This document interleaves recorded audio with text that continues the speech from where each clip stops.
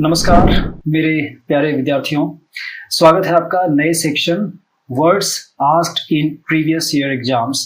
खास करके आपको स्टेनो में जो भी पूछा गया वो कलेक्शन आपको इस सेक्शन में मिलने वाला है। तो उसका आज पहला सेट हम देखेंगे और सिर्फ मैं 10 वर्ड्स को ही एक्सप्लेन करूंगा through real meaning. Real meaning का मतलब है कि जो ऑथराइज्ड मीनिंग है डिक्शनरी के हिसाब से, एंड देन उनके 4 एग्जाम्पल में लूंगा। 4 एग्जाम्पल लेने के पीछे एक मेरा जो लॉजिक है वो यही है कि द मोर यू प्रैक्टिस या the more you get acquainted with the words it becomes your bone and flash. इस तरीके से ये आपका अपना बन जाता है और आपके वर्ड्स की जो लॉन्जेविटी है वो भी बढ़ जाती है, आपको काफ़ी समय तक याद रहेगा। So example is better than precept होता है और practice makes a man perfect होता है। इसलिए I have decided to keep 4 examples at least to make every word clear to you. और क्लियर करने से अच्छा मैं क्लियरर कहना चाहूँगा, ठीक है। So without any further prattling let me come to the point और वीडियो को हम करेंगे स्टार्ट। वर्ड्स को देखने के पहले एक छोटा सा इडियम कहें इसको, या प्रोवर्ब कहें, या प्रोवर्बियल एक्सप्रेशन कहें। एक बढ़िया सा एडिज है, ये कहावत है, ADAGE एडिज, एडिज कहावत। मैगजीन इसको कह सकते हैं या इडियम कह सकते हैं, IDIOM इडियम। तो कहता है झूठ से विश्वास टूटता है। आपके झूठ को अगर किसी ने पकड़ लिया तो आपके ऊपर कोई विश्वास नहीं करेगा, ये कहना चाहता है। मैं जरा सा एक खेल करता हूँ, ये से को यहाँ लगाता हूँ तो क्या बनता है, झूठ विश्वास से टूटता है। अगर आप यकीन करते हैं किसी के ऊपर तो सामने वाला जो है ना, कभी कभी ऐसा देखा जाता है कि बुरे से बुरा आदमी भी, झूठे से झूठा आदमी भी सच्चा बन जाता है, अच्छा बन जाता है, अगर आप विश्वास करना शुरू करते हैं तो। ये मैं इसीलिए कह रहा हूँ कि we are always in the habit of looking to only one side of a coin, जबकि उसके 2 पहलू होते हैं, हेड या टेल कुछ भी हो सकता है। तो एटलीस्ट 2 पहलू तो होते ही होते हैं। इसीलिए मैं ये नहीं कहूँगा कि झूठ से विश्वास टूटता है, बल्कि विश्वास से भी झूठ टूटता है कि आप अगर यकीन करते हैं किसी का तो वो झूठा आदमी भी सच्चा बन सकता है। खैर, इसको इंग्लिश में कहा जाएगा लाइज डिस्ट्रॉय ट्रस्ट। सिंपल, एक बहुत छोटी सी बात है। या इसको आप अगर लाई कर देंगे तो लाई डिस्ट्रॉयज ट्रस्ट। ये ग्रामर की बात हो गई। अब हम बढ़ सकते हैं अपने वर्ड्स के कलेक्शन में। चलिए, पहला वर्ड हमारा है इनरवेट। इनरवेट में ई प्लस नरवेट हम करेंगे। इटिमोलॉजिकली लेके चल रहा हूँ आपको कि how the word has been formed, coined, कि इसको कैसे कॉइन किया गया है, कैसे बनाया गया है। तो ई मीन्स आउट। जैसे एक्स हम करते हैं तो ये प्रीफिक्स ई का मतलब होता है आउट करना, हटाना। एंड नर्वेट, आपके नर्व को, नर्व मीन्स आपके जोश को हम कहेंगे, एंथ्रो को, या आपके एनर्जी को। आपके एनर्जी को जब कोई हटा दे तो उसको ड्रेन कर देता है। Drain means it takes energy out of you या आउट ऑफ योर बॉडी। तो आप कैसे हो जाएंगे, शिथिल हो जाएंगे। जैसे अर्जुन हो गया था शिथिलगात, शिथिलगात, उसके शरीर ढीले पड़ गए थे। तो इनरवेट का मतलब एनर्जी का खत्म हो जाना या कम हो जाना, सुस्त पड़ जाना। डन। अब इसके मीनिंग को हम देखेंगे। मीनिंग कहता है to enervate means to gradually drain someone और समथिंग ऑफ देयर फिजिकल और मेंटल और मोरल एनर्जी। कि किसी में से भी हम अगर मेंटल या मोरल एनर्जी को, फिजिकल एनर्जी को भी हम बाहर कर लेते हैं तो ये है leaving them feeling weak, tired और पावरलेस। तो वो कमजोर फील करेगा। इनरवेट, आपको मेन ध्यान में रखना चाहिए नर्व। नर्व मीन्स ताकत। अब इसके एग्जाम्पल्स को लेंगे, 4 एग्जाम्पल, ध्यान रखेंगे। 4 एग्जाम्पल इसीलिए दे रहा हूं ताकि आप चारों एग्जाम्पल को न सिर्फ यहाँ इस वर्ड के लिए ध्यान रखेंगे but also it will help you a lot in spoken English. चलिए, पहला एग्जाम्पल, द ऑप्रेसिव ह्यूमिड जंगल। अब ऑप्रेसिव देखिए, यहाँ पे वर्ड एक्स्ट्रा भी आपको मिल जाएगा। ऑप्रेसिव का मतलब सताने वाला, मीन्स जंगल का माहौल कैसा था, बहुत दर्द देने वाला, भीषण स्थिति थी। वहां पे सरवाइव करना, वहां पे चलना अच्छा नहीं था, बहुत मुश्किलात से गुजरना पड़ सकता था। तो the oppressive humid jungle heat enervated the hikers. खास करके आपको हीट, जैसे गर्मियों में कैसे होता है कि हम थकान महसूस करते हैं, एनर्जी ऐसा लगता है कि ड्रेन आउट हो गया है। इसीलिए oppressive and humid jungle heat enervated the hikers. Hikers means जो घूमने के लिए गए थे उसको कहते हैं। Forcing them to set up camp much earlier than plan. उन्होंने सोचा था कि 6 बजे कैंपिंग करेंगे, लेकिन इतना इनर्वेटेड हो गए, एनर्जी लेस हो गए कि उन्होंने 4 बजे ही कैंप लगाने का फैसला कर लिया। डन। दूसरा लेंगे, listening to the professors monotonous 3 hour lecture completely enervated the students. 3 घंटे का लेक्चर दिया, तो 3 घंटे के लेक्चर में सारे के सारे बच्चों ने ऐसा लगा एनर्जी हमने लूज कर दी। Leaving them staring blankly at their notebooks, और वो थके हारे, कुछ भी समझ में उनके नहीं आ रहा था। डन। तीसरा लेंगे, the constant barrage of bad news. Barrage का मतलब होता है बांध, बांध। और ये बांध का मतलब क्या हो गया कि बैड न्यूज की बौछार सी आ गई। जब डैम टूटता है तो कैसे होता है, इसीलिए मैंने कहा बराज मीन्स बांध, और बांध का टूटना है कि जैसे बांध टूटने पर पानी की बौछार आती है बहुत ज्यादा मात्रा में, ठीक उसी तरीके से the constant barrage of bad news and political conflict can easily innervate the spirit over time. आप अगर बुरी से बुरी खबर को सुनते रहें और पॉलिटिकल कॉन्फ्लिक्ट ही सुनते रहेंगे तो आप इनर्वेटेड फील करेंगे। मीन्स आपका डेमोक्रेसी पर से हो सकता है विश्वास हटता चला जाए कि ये हो क्या रहा है देश में। डन। चौथा, the long grueling court trial and public scrutiny enervated the CEO, leaving her too drained to manage daily operations। ये जो कोर्ट के चक्कर में और पब्लिक स्क्रूटनी के चक्कर में इतना वो ऐसा लग रहा है कि उसका एंथुसियाज्म ही खत्म हो गया कि वो डेली ऑपरेशन को मैनेज कर सके, थक गई वो बिल्कुल। डन। दूसरे वर्ड पे आएंगे। दूसरा वर्ड हमारा है इनकम्बरेंस। इनकम्बरेंस को समझने के लिए मैं एक वर्ड लिख रहा हूँ, कंबर, CUMBER, कम्बरसम। कम्बरसम का मतलब होता है भारी भरकम। और भारी भरकम ही सिर्फ इसको नहीं कहेंगे वजन के हिसाब से, बल्कि अगर हम कहें कि आपके पास 10 केजी का एक पैकेट है और 10 केजी का एक टेबल है, आपको ये सीढ़ी से आसान है ले जाना या इस टेबल को? आप ऑब्वियसली कहेंगे इसको। तो जो आपको रुकावट भी पैदा करे, न सिर्फ वजन but its shape also matters. तो वजन के साथ साथ जब शेप भी कुछ ऐसा हो जिससे आपको कोई चीज बोझिल सा लगे, हम वहां पे लगाते हैं कंबरसम। तो कंबरसम भारी भरकम, रुकावट पैदा करने वाला। अब आएंगे एनकम्बरेंस पे। तो एनकम्बरेंस क्या भार रुकावट पैदा करेगी? आपका जवाब होगा यस। क्या ये शेप रुकावट पैदा करेगी? आप कहेंगे यस। तो कोई भी बाधा, कोई भी रुकावट किसी भी कारण से आ जाए, हम कहेंगे वो इनकम्बरेंस है। इनकम्बरेंस। सपोज करें कि आप एक हाउस अक्वायर करना चाहते हैं, खरीदना चाहते हैं, लेकिन उस पर ना कुछ लीगल लिटिगेशन वगैरह चल रहा है। उस पर लिटिगेशन मीन्स केस चल रहा है उसके ऊपर। तो ये एक इनकम्बरेंस होगा, आपको घर खरीदने में दिक्कत होगी ना होगी, इसीलिए वो एक रुकावट का काम करेगी, ये लिटिगेशन। तो इस चीज को रखेंगे ध्यान में। और अब देखते हैं इसके मीनिंग को। मीनिंग कहता है encumbrance means a burden, hindrance, hindrance बाधा, बोझ, और claim that restricts the use, कि आप उसका यूज ठीक से नहीं कर सकते हैं। ओनरशिप, आप उसके मालिकाना हक को भी ठीक से या बहुत आराम से नहीं पा सकते। और transfer of something such as a property और एन एसेट, अब किसी प्रॉपर्टी पे मान लेते हैं कि 4 भाइयों के बीच में जो है ना झगड़ा हो रहा है, तो आपको क्या लग रहा है ये आसान है आपको ये प्रॉपर्टी ओन करना? No, it is not going to be that simple, क्योंकि जब तक वो लिटिगेशन खत्म ना हो जाए तब तक आप उस प्रॉपर्टी को ओन नहीं कर सकते। इसी को बोले to transfer of something. In real estate and law, it refers to liabilities like mortgages or liens। हम जो liabilities की बात करते हैं, liabilities का मतलब इस पे कोई कर्ज देना बाकी है क्या, हम उसको कहते हैं कि आप कर्ज में तो नहीं है, आपके ऊपर कोई liability तो नहीं है, मीन्स आपके ऊपर कोई हिडन कर्ज तो नहीं है जो देना बाकी है। या पेपर को हम मॉर्गेज करते हैं, मीन्स गिरवी रखते हैं, तो उस सेंस में कि गिरवी रखे हुए चीज को आपने छुड़ाया है कि नहीं अभी तक। डन। तो ये सारी की सारी चीजें जो आपको बाधा पैदा कर सकती हैं। तो इनकम्बरेंस का मतलब आपको ध्यान रखना चाहिए बाधा, रुकावट, चाहे बोझ वजन की वजह से हो या उसके शेप की वजह से हो। चलिए फटाफट हम लेंगे इसके 4 एग्जांपल्स को।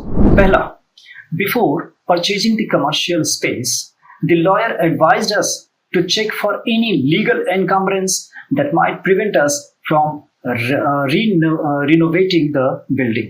इसके पहले कि आप रिनोवेशन का काम शुरू करें, वकील ने आपको बिल्कुल सही सलाह दिया कि पहले वही चेक कर लो आपकी कोई एनकम्बरेंस तो नहीं है, कुछ बाधा रुकावट अभी बाकी तो नहीं है।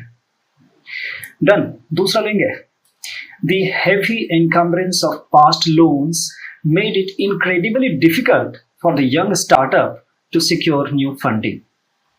ये जो पुराने लोन से इतना बोझिल है कि नए फंडिंग के लिए उसको मुसीबत यानी रुकावट उसके लिए पैदा हो गई।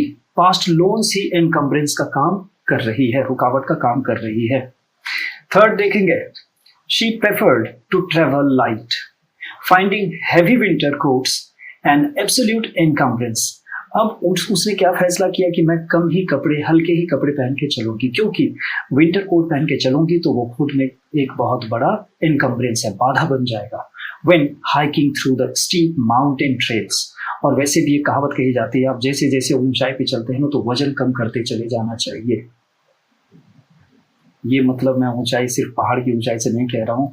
जब कोई आदमी चरित्र में उठता है ना तो छोटी छोटी चीज, ये मैं, ये मेरा, ये अहंकार, ये भी बोझ हैं, इसको भी या तो गिराते चले जाना चाहिए, और जो असली आदमी होता है उसका गिरता ही चला जाता है। वहां से मैं कह रहा हूं। खैर, इस बीच हम चौथे एग्जाम्पल को लेंगे। Example number 4, the newly streamlined software allows the firm to process client data without the bureaucratic encumbrance of manual paper work. अब ये ब्यूरोक्रेटिक इनकम्बरेंस बोल दिया, जो मैनुअल पेपर वर्क होता है ये ब्यूरोक्रेसी में, यानी कि लाल फीताशाही जिसको कहते हैं ब्यूरोक्रेसी जैसी बात आ जाए तो आप आ जाएंगे ऑफिसेस में, जहाँ पे फाइल्स मूव करती है। तो फाइल्स में पेपर वर्क ही होता है, ऑन पेपर, लेटर्स के, कॉरेस्पॉन्डेंस के थ्रू काम होता है। तो ये बता रहा है कि अभी जो नया स्ट्रीमलाइंड सॉफ्टवेयर आया है ये आपको ब्यूरोक्रेटिक इनकम्बरेंस यानी मैनुअल पेपर वर्क से आज़ादी देता है। क्लियर है? उस रुकावट को पार करने की बात कही गई है। तो इनकम्बरेंस मीन्स हो गया बाधा, रुकावट। आएंगे हम तीसरे वर्ड पर। तीसरा वर्ड हमारा है रेक। रेक में आपको सिर्फ ये बता दूं कि रेक का मतलब होता है केयर। अब आपके दिमाग में स्ट्राइक कर गया होगा कि रेकलेस को आप केयरलेस भी कह सकते हैं। तो इसके मीनिंग को मुझे एलिबरेट करने की जरूरत नहीं है। सो हम देखते हैं इसके मीनिंग को क्या है। Reckless, acting without thinking or caring about the potential risks. अगर आप रेकलेस ड्राइविंग कर रहे हैं तो कहते हैं ना कि रेकलेस ड्राइविंग ब्रिंग्स डेथ और accident, causes accident, accident cause कर सकता है। तो पोटेंशियल रिस्क्स मीन्स उसमें रिस्क है, छुपा हुआ है। डेंजर्स है, कंसिक्वेंसेस मीन्स परिणाम ऑफ योर बिहेवियर। लाइन को फिर से देखेंगे। Acting without thinking or caring about the potential risks, dangers or consequences of your behaviour. It describes doing something rash, careless और willfully unsafe। आप जानबूझ के, आपको पता है लेकिन फिर भी आप अनसेफ तरीके से काम कर रहे हैं, केयरलेस तरीके से काम कर रहे हैं, या रैशली। रैशली का मतलब होता है जल्दबाजी के साथ, रैशली। डन। अब इसके एग्जांपल्स लेंगे। पहला, he was pulled over and charged with reckless driving after weaving through heavy traffic at dangerous speeds। देखिए बहुत बढ़िया इस्तेमाल है। एक तो पुल ओवर को समझेंगे और वीव थ्रू हैवी ट्रैफिक है। पुल ओवर का मतलब होता है जब ट्रैफिक पुलिस ने, आप चल रहे हैं ऐसे करके, ट्रैफिक पुलिस ने आपको इशारा किया कि आप थोड़े साइड हो जाए और रुक जाए, इसको कहते हैं पुल ओवर। तो ही वॉज पुल्ड ओवर, ये क्लियर हो गया। और वीविंग थ्रू, ट्रैफिक है, सपोज करें कि ये ट्रैफिक है, मैं ऐसे करके पार करूंगा और वो भी स्पीड में, तो एक्सीडेंट मेरे लिए भी घातक हो सकता है और ये जो व्हीकल जिसको मैंने पार किया है ना बगल से, उनके लिए भी घातक हो सकता है। तो ये हो गया weaving through heavy traffic. Okay, दूसरा लेंगे। Example 2, her reckless spending habits quickly drained her savings account. कि वो जिस तरीके से लापरवाही, बेपरवाही के साथ खर्च कर रही है, उसकी सेविंग अकाउंट खत्म हो गई। अब उसके सेविंग अकाउंट में कुछ भी पैसा नहीं बचा। Third, jumping off the roof into the shallow pool was a reckless decision that could have ended in serious injury। इसमें भी एक दो चीज देखने लायक है, जैसे एंडेड इन। एंडेड इन का मतलब है कि रिजल्ट क्या आया, रिजल्ट क्या आया। जैसे all my efforts ended in failure, कि मैंने जितनी भी मेहनत की सारी विफल हो गई। तो ये है एंड इन। और इसमें सेंटेंस भी क्या था, जंपिंग ऑफ, कूदना। ये छत है, आप यहाँ से ऑफ हो रहे हैं, कूद रहे हैं, जंप करके ऑफ हो गए ना, तो ये फ्रेजल टर्म हो गया आपका कि जंप ऑफ मीन्स ऊंचाई से नीचे कूदना। तो jumping of the roof into the shallow pool, अब पूल में पानी है नहीं, आप ऊपर से आएंगे तो आपके पैर में फ्रैक्चर होना तय है। ये बात बता रहा है कि ये आपका डिसीजन रेकलेस था। ओके है। चौथा एग्जांपल लेंगे, the company's reckless dumping of toxic waste showed a complete lack of concern for the local environment। ये जो आप बेपरवाही के साथ जैसे तैसे बिना मैनेजमेंट के आप जो टॉक्सिक वेस्ट को डंप कर रहे हैं, डंप का मतलब होता है एक जगह कूड़े को जमा करना, बेकार चीजों को जमा करना, वो होता है डंपिंग। तो रेकलेसली नहीं करना चाहिए, it should have been managed well before dumping. ठीक है, चलते हैं अब चौथे वर्ड की तरफ। चौथा वर्ड डिलीजेंट। डिलीजेंट में जब आप कोई काम करते हैं बहुत ही मेहनत से, सोच करके, डिलिबरेटली, डिलिबरेट का मतलब बहुत कायदे से आप सोच समझ के करते हैं काम को, मेहनत से करते हैं, मेटिकुलसली करते हैं, तो हम कह रहे हैं कि आप इस काम को मेटिक्यूलसली, बहुत ध्यानपूर्वक कर रहे हैं, तो आप डिलीजेंट कहलाएंगे, मेहनती कहलाएंगे। ठीक, लेबोरियस और मेटिकुलस विट के साथ होगा, ध्यान रखें। एक लेबर जो है मेहनत, लेबरर भी करता है, और एक साइंटिस्ट वो बहुत कम मेहनत करता है लेबरर के कंपैरिजन में, लेकिन फिर भी ये मेहनत प्लस ये मेहनत यहाँ पे जाएगी डिलीजेंसी में, यानी सिर्फ फिजिकल नहीं बल्कि मेंटल भी मेहनत इसमें शामिल करेंगे। ओके, अब हम इसके मीनिंग को देखते हैं। मीनिंग कहता है डिलीजेंट का working hard, being careful and showing persistent attention and effort in what you do. आप कोई भी काम कर रहे हैं वो केयरफुली करेंगे, हार्ड तो है ही, और परसिस्टेंट के साथ, मीन्स परसिस्टेंट है, आप परसिस्टेंस दिखा रहे हैं किस चीज में, अटेंशन में। अटेंशन बिल्कुल धैर्य पूर्वक आप जो है एकाग्रता पूर्वक कोई काम करते हैं तो आप उसको डिलीजेंटली कर रहे हैं। Okay, things will become more clear. Just have a look at the examples. Example number 1 है, the diligent student always completed her homework carefully and double checked for mistakes. कहीं कोई गलती तो नहीं रह गई, शी डबल चेक्ड इट।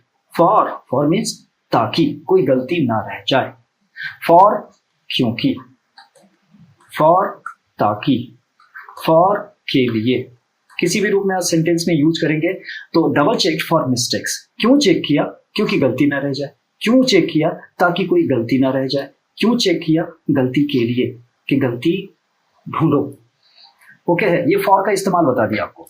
दूसरे meaning पे आएंगे, through diligent research the marketing team uncovered new ways to reach their target audience. इन्होंने ऑडियंस को टारगेट पहले से करके रखा है कि who should be our audience, और रिसर्च के बाद ये तय किया है ना।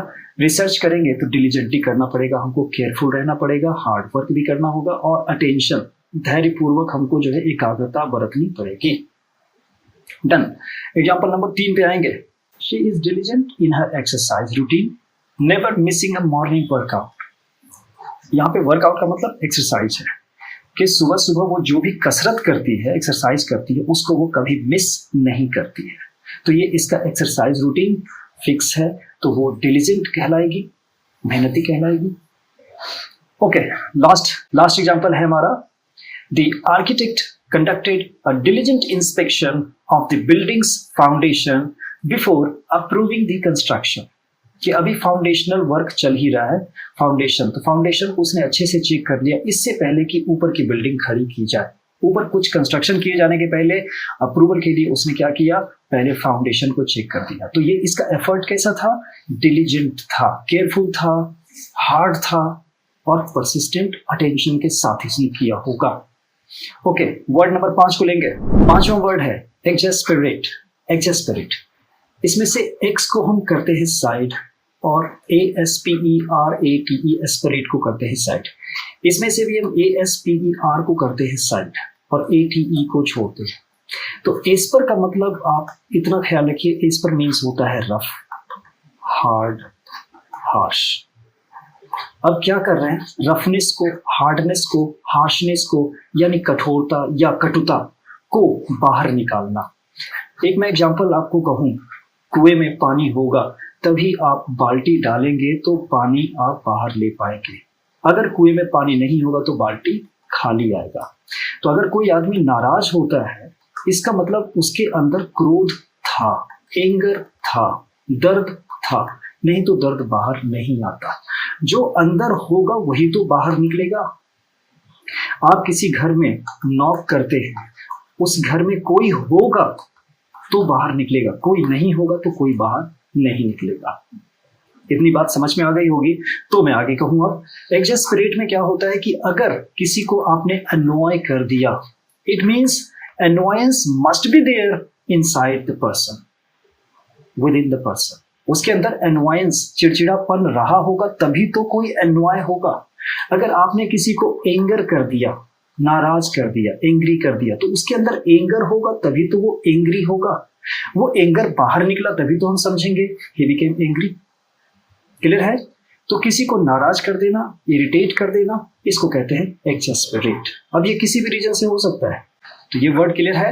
अब हम इसके मीनिंग को और क्लियर करेंगे। चलिए, मीनिंग कहता है टू इरिटेट, अनॉय और frustrate someone to a high degree, बहुत ज्यादा, often driving them to the point of impatience, कि धैर्य सब्र का बांध टूट सकता है। जैसे हम कभी कभी फिल्मों में देखते हैं, अभी हाल फिलहाल में मैंने एक पिक्चर में देखा था कि हीरो उठ करके जाता है और जहाँ पे ऑर्केस्ट्रा हो रहा था, ऑर्केस्ट्रा वालों को वो पीटता है। क्यों? उसको सोने में दिक्कत हो रही थी। And not only he but also the whole community was in trouble. सब के सब परेशान हो गए थे। तो हीरो एक्सैस्परेट हो गया ना, टू अ हाई डिग्री, बहुत ज्यादा। डन। अब इसको और भी क्लियर करेंगे हम एग्जांपल्स के थ्रू। चलिए, पहला एग्जांपल है the constant repetitive interruptions during the meeting began to exasperate the project manager. एक टीचर है या एक वक्ता है, यहाँ पे कुछ ना कुछ दिक्कत हो रही है बार बार, तो ये एक्सैस्परेट हो जाएगा, चिढ़ जाएगा, चिड़चिड़ा हो जाएगा। Example number 2, trying to fix the glitching computer for hours started to exasperate him, so he stepped away for a break। अब ग्लिचिंग कंप्यूटर, ग्लिचिंग मीन्स खराब, जो बार बार प्रॉब्लम दे रहा है। कोई कंप्यूटर था ऐसा ग्लिचिंग सा जिसको कई घंटों से कोई ठीक कर रहा है, engineer.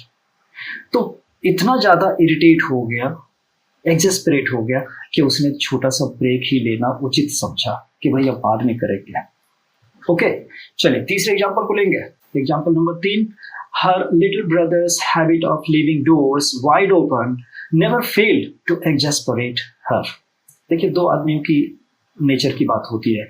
Old habits die hard, या कोई भी हैबिट्स, कोई भी किसी भी हैबिट की बात करें, वो डाई हार्ड, बहुत जल्दी नहीं जाती है।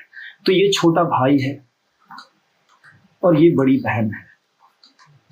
ये मैं ऐसा इसीलिए कह रहा हूं कि दोनों में से कोई भी कॉम्प्रोमाइज करने को रेडी नहीं है। छोटे भाई की आदत के डोर को ओपन छोड़ करके चले जाना, ये उसकी आदत है, और उसके ऊपर चिड़चिड़ाना उसकी बड़ी बहन की आदत है। यहाँ पे था। तो एक्सैस्परेट कौन हो जाएगा? वही होगा जो दूसरे के व्यवहार को, बर्ताव को पसंद नहीं करेगा। डन। तो अगर हम, ये बात मैं इसीलिए बता रहा हूँ, बात एग्जाम्पल छोटी सी है लेकिन इसके पीछे बहुत बड़ा तर्क है, ये बता दूं आपको। If you accept everyone as they are, या as he is or she is, you can never get exasperated। अगर आपने स्वीकार ही कर लिया कि इसमें नेगेटिविटी है तो है, तो आप इंडिफरेंट हो जाएंगे। सो स्टोइक लोगों को जो इंडिफरेंट बोला जाता है, उनकी स्टोइसिटी बहुत हाई लेवल की होती है, तो वो स्टोइक हैं। एक होता है हम दबा लेते हैं अपनी खुशी को या दर्द को, लेकिन स्टोइक को कोई फर्क नहीं पड़ता है। दे are neither happy when they have happy moments, neither they are depressed when they have bad moments। Clear है? एक्सेस्परेट। चलिए तीसरा हो गया। चौथे मीनिंग को लेंगे, एग्जाम्पल को लेंगे। चौथा एग्जाम्पल है, this sudden flight delays were enough to exasperate even the most patient and seasoned travelers। इसमें दो चीज आपको बात कर दूं। The sudden flight delays, ये जो हवाई जहाज के आने जाने में कभी कभी देरी हो जाती है, कभी 10 मिनट की, आधे घंटे की देरी हो जा रही है, और अचानक से हो जाएगा तो आपके प्लान पे तो पानी फिर गया ना।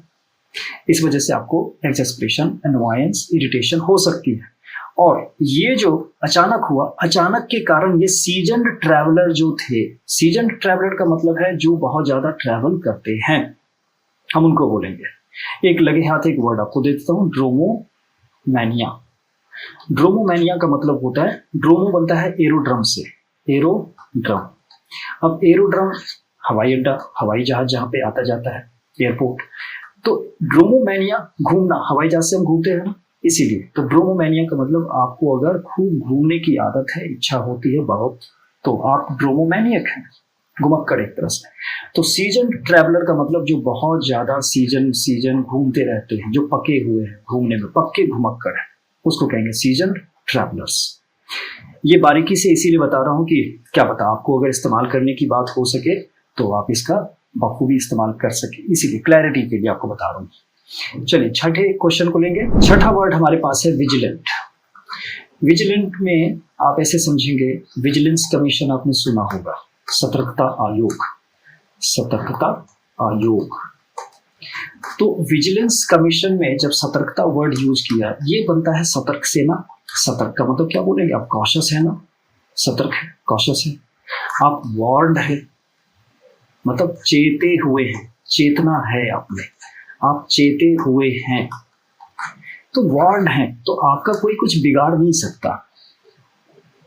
आप अगर सजग रहेंगे तो आपको नुकसान नहीं के बराबर होगा, इसीलिए। तो विजिलेंट का मतलब सीधा सीधा हम एक ही वर्ड जान लेंगे, सतर्क। और इसको एक फ्रेजल टर्म याद आ रहा है, वो दे दूं, on guard, GUARD, be on guard, आप सतर्क हैं। सो कह सकते हैं कि one should always be on guard, क्योंकि अगर आप ऑफ गार्ड होते हैं ना, ऑफ गार्ड मीन्स जरा सा ध्यान क्या हटा कि आपका पर्स गायब हो सकता है, आपका सामान गायब हो सकता है, इसीलिए। तो गार्ड से बनता है, गार्ड का मतलब आप समझते ही हैं, संतरी जिसको कहते हैं।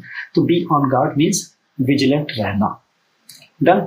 अब इसके मीनिंग को देख लेते हैं। मीनिंग कहता है विजिलेंट का, keeping a careful, watchful and alert I out for possible danger. अब ये आउट लगा रहा है बाहर की तरफ। आप भीतर सजग हैं कि नहीं छोड़िए, आप बाहर भी सजग रहेंगे तो बहुत सारे डेंजर से, अनवांटेड जो खतरे हैं उनसे आप जरूर बच सकते हैं। और trouble, it often implies a readiness to respond to hidden risks और सडन प्रॉब्लम्स। जो विजिलेंट होगा वो बिल्कुल तत्पर ही रहेगा, तैयार ही रहेगा, आने वाले किसी भी प्रॉब्लम से वो शायद जूझ सकता है। अव्वल तो वो फंसेगा ही नहीं वो, जो विजिलेंट रहेगा वो नहीं फंसेगा। चलिए अब हम इसके एग्जांपल को लेते हैं। पहला example, when travelling through crowded tourist areas you should be vigilant with your belongings, है ना। आप अपने सामान के लिए सतर्क रहे, सामान के प्रति, to prevent pickpocketing, ETC जो भी है।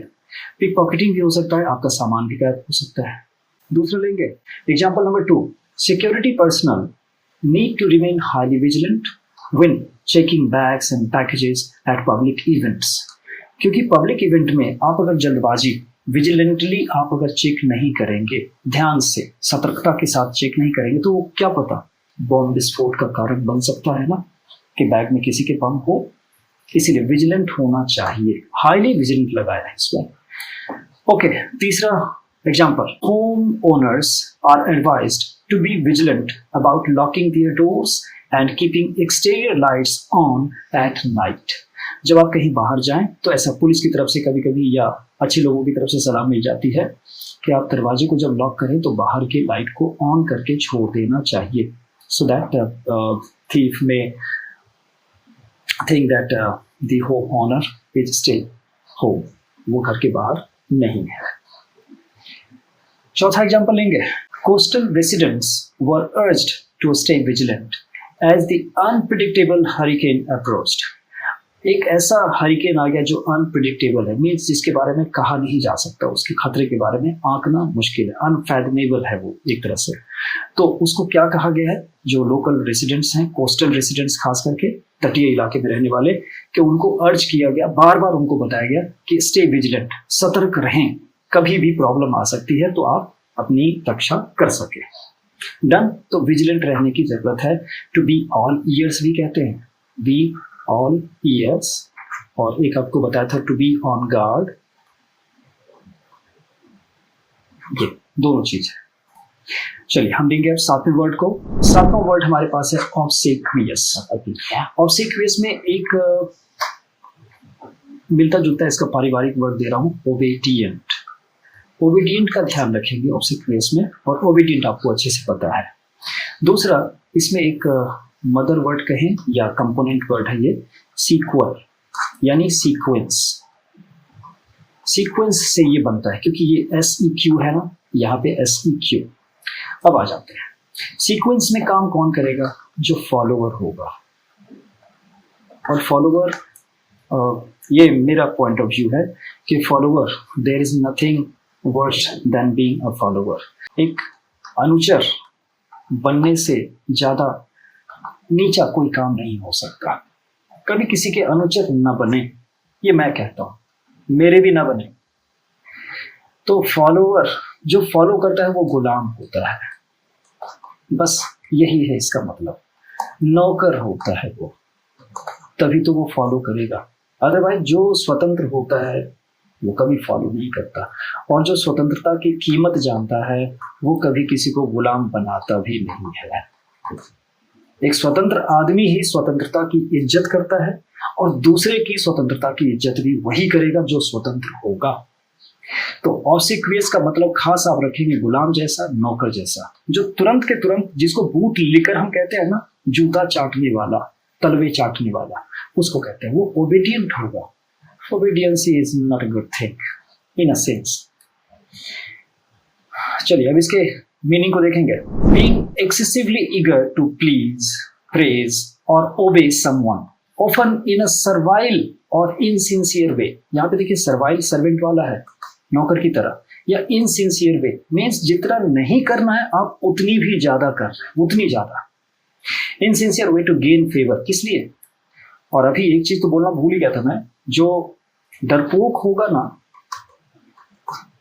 ही मस्ट बी ग्रीडी, वो ग्रीडी होगा ही होगा, लालची होगा ही होगा।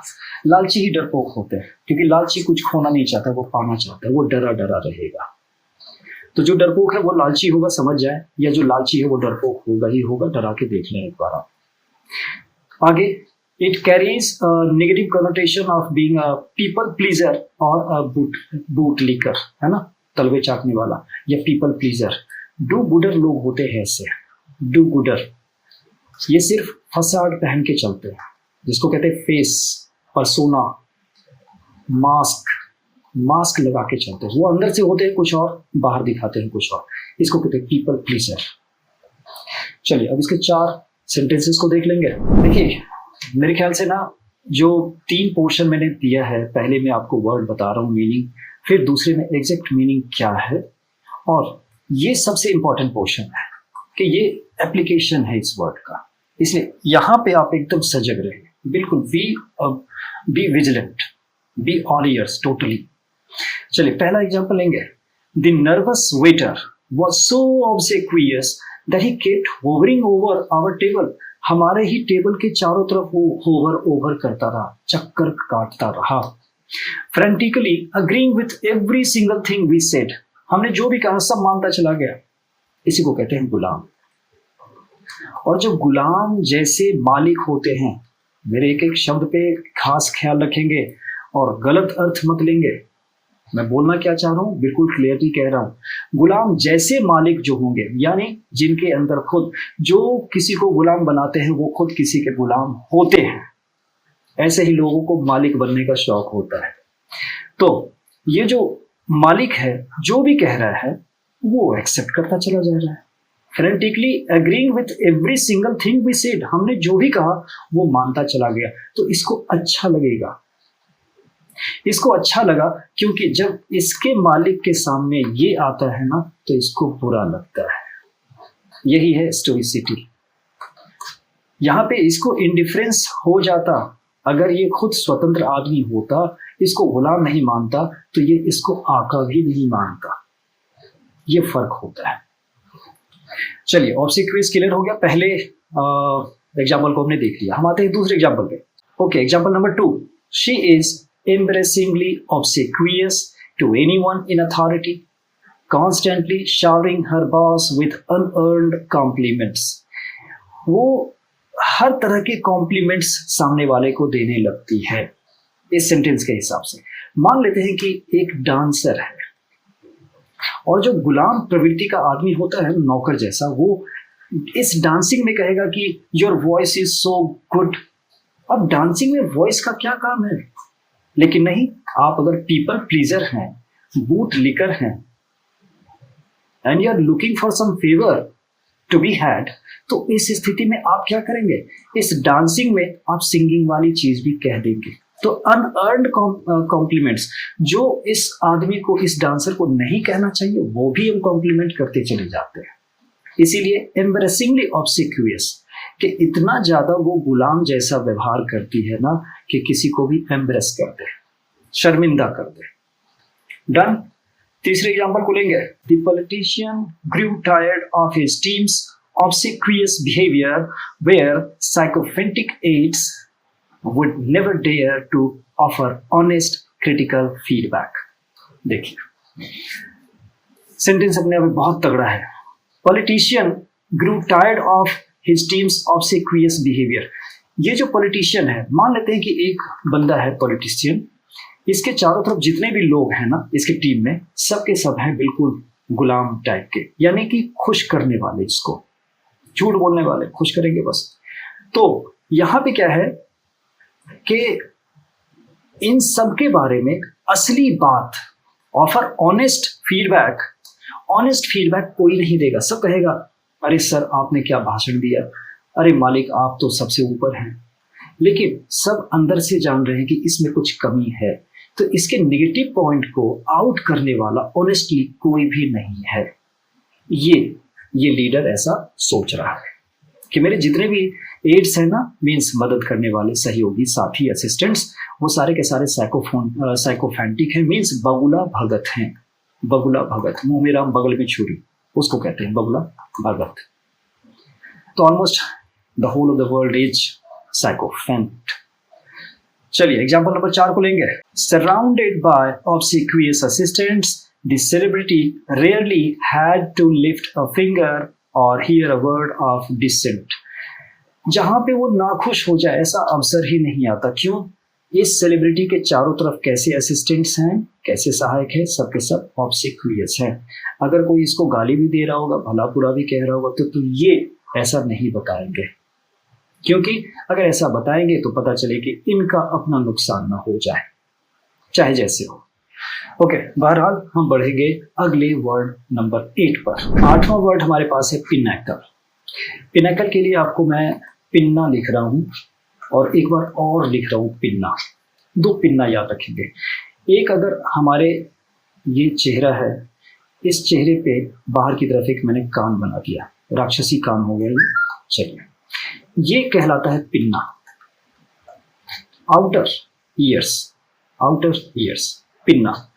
तो ये सबसे बाहर का हिस्सा है, सबसे ऊपर का हिस्सा है, नंबर 1। नंबर 2 पे हम आएंगे पिन्ना पे। अगर मैं एक चर्च की बात करूं, ये चर्च का गेट हो गया, और ये इसका अगर मैंने बना दिया शिखर, ये क्या है? आखिरी पॉइंट है, पीक है। बस इसी को हम कहते हैं पिन्नाकल। पिन्ना से बना है, इसीलिए इतनी बात आपसे कह गया।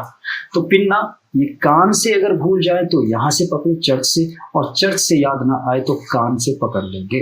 पिन्ना, पिन्नाकल मीन्स शीर्ष, चरम, हाईएस्ट, एपेक्स जिसको कहेंगे। क्लियर है? अब इसके मीनिंग को और अच्छे से क्लियर करेंगे। चलिए मीनिंग देखेंगे। द हाईएस्ट और the most successful point of something, किसी भी चीज का चरम बिंदु कहेंगे उसको, लाइक करियर और अचीवमेंट, आप पिनाकल पे हैं, मीन्स हाईएस्ट पोजीशन पे हैं, और a high pointed piece of rock और आर्किटेक्चर। तो चाहे रॉक का क्यों ना हो या आर्किटेक्चर जो भी चर्च मैंने बनाया था उसका क्यों ना हो, हर जगह हम पिनाकल यूज कर सकते हैं। अब फिर भी सेंटेंस में कैसे यूज करेंगे उसके लिए 4 सेंटेंस ले लेते हैं। चलिए पहला एग्जांपल लेंगे। Winning the Nobel Prize was the absolute pinnacle of her scientific career.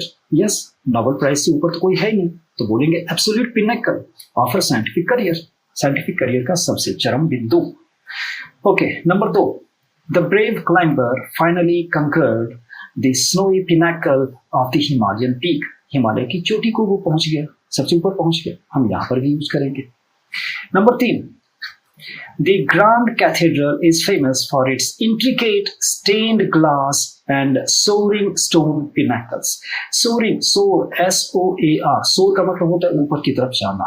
तो soaring stone pinnacles पत्थर से ऐसे करके बनाया है, बिल्कुल जैसे मीनार हम बनाते हैं ना, मीनारेट जिसको बोलते हैं, जैसे 4 मीनार, ताजमहल में जो 4 मीनार है।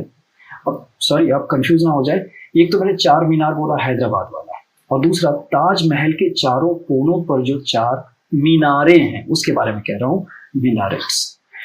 तो ये जो पत्थर का पिनाकल बनाया है उसके बारे में कह रहा है। तो चर्च से रिलेटेड हो गया ना, और यहाँ पे पीक से रिलेटेड हो गया, माउंटेन से, यहाँ पे करियर से रिलेटेड हो गया। अब देखते हैं चौथे रूप में हम कैसे यूज कर सकते हैं। After 20 years of relentless training he stood at the pinnacle of professional tennis. अब किसी भी चीज को पाने के लिए देखिए कितनी मेहनत लग सकती है। कहते हैं कि एक संगीतज्ञ जो है पूरी अपनी जिंदगी ही दान कर देता है संगीत को ही, तब जाकर के वो सीखता है। 60-50 साल के लोग भी जो संगीतज्ञ होते हैं ना, वो कान पकड़ते हैं सुर से भटक जाने के कारण। कहने का मतलब है कि उनमें घमंड ना आ जाए, गलती हो गई माफ करना खुदा, इस तरीके से। ये बात मैं क्यों कह रहा हूँ, स्टूडेंट्स के लिए कह रहा हूँ कि वो पढ़ते कम है, हिम्मत ज्यादा हारते हैं, उनके लिए कह रहा हूँ कि यहाँ पे 20 साल के लिए इसने, जैसे 20 years इसने दिया ना टेनिस के लिए, तब शिखर पर पहुंचा। अरे तो हमें टॉप करना भी नहीं है, कोई जरूरी है कि आप रैंक 1 लाएं, रैंक 1 लाने की जरूरत नहीं है। अगर 10,000 की वैकेंसी निकली है तो आप रैंक 10,000 भी ले आते हैं तो कोई बात नहीं, आपका सिलेक्शन तो हो जाता है। तो सच student must learn something from such a statement, इससे सीखना बनता है। After 20 years of relentless training, लगातार वो ट्रेनिंग ले रहा था 20 साल से। ओके, फिलहाल मैं बढ़ता हूं नवे वर्ड पर। शब्द नवा है हमारे पास, कैकोफोनी। कैकोफोनी ये कैको से बनता है। कैको का मतलब आप कह सकते हैं कि हार्श, HARSH, हार्श नॉइज होगा, या अनप्लीजेंट नॉइज। अनप्लीजेंट और नॉइज अगर हमने लिख दिया तो वो तो होगा ही होगा। Unpleasant means not pleasing to your ears. अब यहाँ पे ईयर्स का मतलब पिन्ना नहीं ले रहे हैं, ईयर्स का मतलब है कान। कान मीन्स सुनने की क्षमता, जो सुनने का काम जो करता है, पूरे के पूरे अंग की बात हो रही है। ये सिर्फ पिन्ना की बात नहीं हो रही। पिन्ना का मतलब सिर्फ आउटर ईयर की बात हुई है, और ईयर एज सच जहां तक से वो ब्रेन में जो इलेक्ट्रो वेव्स जा रहे हैं, इलेक्ट्रॉनिक वेव्स, उसकी बात हो रही है, वहां तक का हिस्सा ईयर है। तो ये आउटर ईयर कहलाएगा पिन्ना। तो इस मीडियम में जो दिया हुआ है not pleasing to one's ears, यहाँ पे ईयर का मतलब है पूरे के पूरे कान, पूरे सिस्टम के बारे में। तो कैकोफोनी कह रहा था, कैको मीन्स शोर शराबा, एंड फोनी आवाज। जब शोर शराबा होगा तो आवाज तो होगी, यानी ऐसी आवाज, ये भी बोल रहा है, ये भी बोल रहा है, ये भी बोल रहा है, ये भी बोल रहा है, ये चारों के चारों बोलेंगे तो जो माहौल बना हम उसको कहेंगे कैकोफोनस एनवायरनमेंट। और ये लोग जो कर रहे हैं वो कर रहे हैं कैकोफोनी। डन। अब इसके मीनिंग को ले सकते हैं। चलिए, मीनिंग कहता है हार्श डिस्कॉर्डेंट। देखिए, नॉट इन अकॉर्डेंस, वो बन जाएगा डिस्कॉर्डेंट, यानी डिसहार्मोनिक है। तो harsh, discordant and unpleasant mixture of loud sounds. Yes, ये जो मैं वॉइस बोल रहा था ये एक्चुअल में साउंड्स ही कहना चाहिए था, sounds. It is commonly used to describe chaotic environments like busy city streets और क्लैशिंग नॉइसेस। आप कक्षा में शोर कर रहे हैं या शोर हो रहा है वो भी चला जाएगा। इसको डिन भी कहा जाता है, ध्यान रखेंगे। तो कैकोफोनी शोर शराबे का माहौल या शोर शराबा कह सकते हैं। अब इसके एग्जाम्पल को लेंगे। पहला एग्जाम्पल है The sudden cacophony of screeching tires and blaring car horns made it impossible to concentrate। अचानक से जो है ना टायर के ब्रेक लगाने की आवाज आई, टायर के घिसटने की आवाज आई और गाड़ियों के हॉर्न की आवाज आने लगी, तो कंसंट्रेशन उसका टूट गया। तो कैकोफोनी हो गया, मीन्स अलग अलग तरह की आवाजें एक साथ आने लगी, ये कैकोफोनी। दूसरा एग्जाम्पल लेंगे। As we entered the dense rainforest, we were met with a loud cacophony of squawking birds and chattering monkeys। Monkey chatter कर रहे हैं और बर्ड्स स्क्वैक कर रहे हैं, एक साथ दोनों आवाज मिली ना। प्लस हो सकता है रेन फॉरेस्ट में बारिश हो रही होगी, उसकी भी टिपर टैपर की आवाज आ रही होगी, तो कई सारी आवाजें एक साथ मिल गई तो कैकोफोनी बन गई। तीसरा लेंगे। The angry protesters created a deafening cacophony of shouts and chants outside the government building। सब मिलके शोर कर रहे हैं तो कैकोफोनी पैदा कर रहे हैं। चौथा लेंगे। Because the preschool classroom was completely unorganized, it was filled with an overwhelming cacophony of laughing, crying and yelling children। Yelling means चिल्लाते हुए बच्चे, yelling चिल्लाते हुए। तो ओवरवेलमिंग का मतलब कभी कभी ये शोर, कभी कभी कुछ शोर जो है अच्छे भी लगते हैं। ये चूंकि बच्चों की बात है और हंसना भी शामिल है, बच्चों का रोना भी करुण लगता है। आप अगर बच्चे को रोता देखते हैं तो थोड़ी करुणा आपके अंदर आ जाती है, इसी वजह से ओवरवेलमिंग यूज किया है। In a good sense, positive sense ये इस्तेमाल है। चलिए अब हम बढ़ेंगे अपने लास्ट वर्ड पे। ओके, देखिए कैकोफोनी से रिलेटेड वर्ड था डिन, 10वां नंबर वर्ड वही है डिन। डिन का मतलब शोर कह सकते हैं, और इसका एक बहुत बढ़िया सा मीनिंग है, डिन समथिंग इनटू समबडीज ब्रेन, कि किसी के भेजे में कोई बात बार बार दोहरा के कह के डालना। कि जब कोई किसी चीज को कुछ समझाता है ना तो हम उसको कहेंगे ही इज ट्राइंग टू डिन समथिंग या डिन इट इनटू हिज ब्रेन। वो उसको समझाना चाह रहा है in order to make something comprehensible to somebody, कि वो समझ जाए इस तरीके से। चलिए इसके मीनिंग को देंगे। अब मीनिंग कहता है a loud, unpleasant and continuous confused noise। continuous होना चाहिए। It usually consists of a harsh mixture of sounds that lasts for a long time and makes it difficult to hear or think clearly। Stadium से शोर उठता रहता है, हम उसको डिन कह सकते हैं। क्लासरूम में ऐसा शोर उठता रहता है जब टीचर ना हो तो हम उसको भी कह सकते हैं। ओके है, चलिए अब एग्जांपल्स को लेंगे। पहला एग्जांपल है the bustling street outside the cafe created such a din that we had to shout to hear each other. इतना शोर हो रहा था कि हम दोनों को बात करने में चिल्लाना पड़ रहा था, एक दूसरे से बात करते समय हम चिल्ला रहे थे। Okay, number 2। As the final whistle blew, a tremendous din erupted from the excited sports crowd in the stadium। Final whistle क्या बज गई कि जैसे कोई टीम ए जीत गई और टीम बी हार गई। टीम ए के जो सारे स्पोर्ट्स फैंस थे, उसके समर्थक थे, अचानक से शोर शुरू कर दिया, तो ये हो गया डिन। थर्ड एग्जांपल लेंगे। It was nearly impossible to concentrate on my work over the constant din of the construction drill। ये ड्रिल की आवाज से हम सब वाकिफ हैं, कैसे खट खट की आवाज आती है ना, कंसंट्रेशन, तो वो डिन जो है बर्दाश्त के काबिल नहीं है। तीसरा हो गया, हम चौथे पे आएंगे। अब ये देखिए परसिस्टेंट रिपीटिशन के बारे में जो मैं बता रहा था, din something into somebody's mind या ब्रेन, ये वही है। The teacher dinned the important math formulas into her students' minds until they memorized them। जब तक उनको याद ना हो गया तब तक उसने दोहराया, यानी दोहराने का मतलब है शोर ही तो हो रहा है, इसीलिए डिन का मतलब समझाना भी होता है, बार बार समझाने के अर्थ में।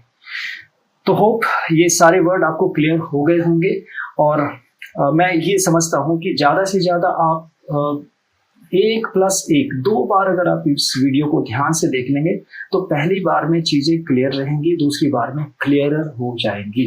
और once you start using these words on your own, तो it will become part and parcel of your language। तो ये आपके लैंग्वेज का हिस्सा ऑटोमेटिकली बन जाएगी।